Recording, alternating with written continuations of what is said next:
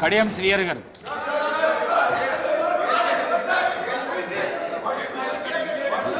ఏమైంది? మాట్లాడండి.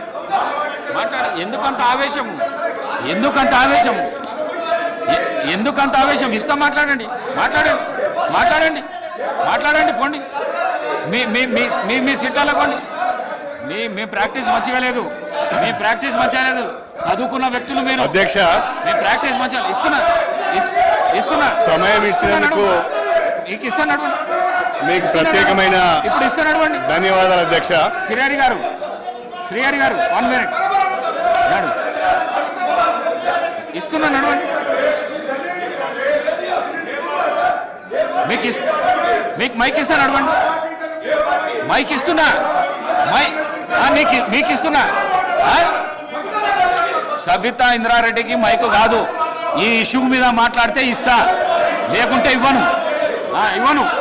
మాట్లాడండి. కడియం శ్రీహరి గారు మాట్లాడండి. 1994 జూలైలో ప్రారంభమైన ఈ ఉద్యమం 2024 జూలైలో వర్గీకరణ మీద మాట్లాడితే సుప్రీంకోర్టు ద్వారా ఒక చరిత్రాత్మకమైన తీర్పు వెలువరించి, ఈ తీర్పు ద్వారా దళిత జాతులకు సమన్యాయం చేసే ఒక చక్కటి అవకాశం కల్పించినందుకు సుప్రీంకోర్టుకు ప్రత్యేకమైన ధన్యవాదాలు.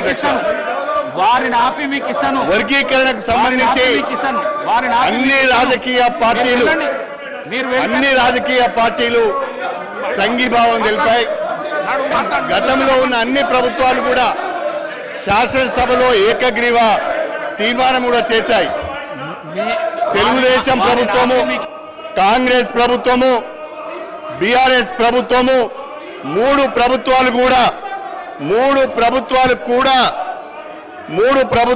కూడా శాసనసభలో వర్గీకరణకు అనుకూలంగా ఏకగ్రీవ తీర్మానం చేసి కేంద్ర ప్రభుత్వానికి పంపించడం జరిగింది.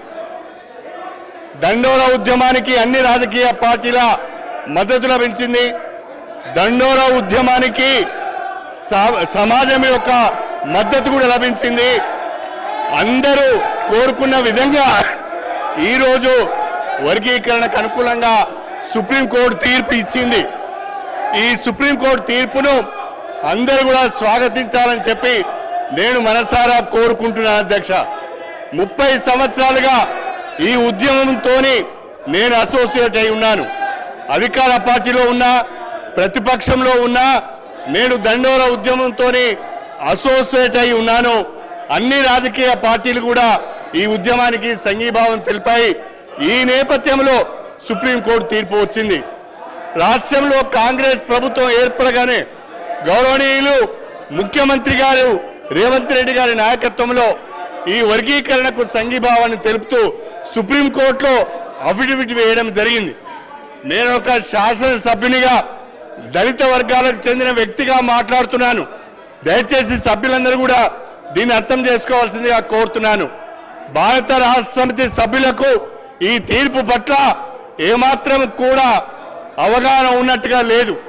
ఈ తీర్పును వాళ్ళు వ్యతిరేకిస్తున్నట్టుగా నేను భావించవలసి వస్తున్నది. రేవంత్ రెడ్డి గారికి ప్రత్యేకంగా ధన్యవాదాలు తెలపాలి. ముఖ్యమంత్రి గారు ప్రత్యేకంగా అడ్వకేట్ని ఏర్పాటు చేసి ముఖ్యమంత్రి గారు రాష్ట్ర ప్రభుత్వం ద్వారా అఫిడవిట్ని కూడా ఫైల్ చేయించి వర్గీకరణకు మద్దతు తెలిపారు. అదేవిధంగా కేంద్ర ప్రభుత్వానికి కూడా నేను హృదయపూర్వకంగా నా అభినందనలు తెలియజేస్తున్నాను. కేంద్ర ప్రభుత్వం కూడా వర్గీకరణకు అనుకూలంగా సుప్రీంకోర్టులో అఫిడవిట్ ఫైల్ చేసింది.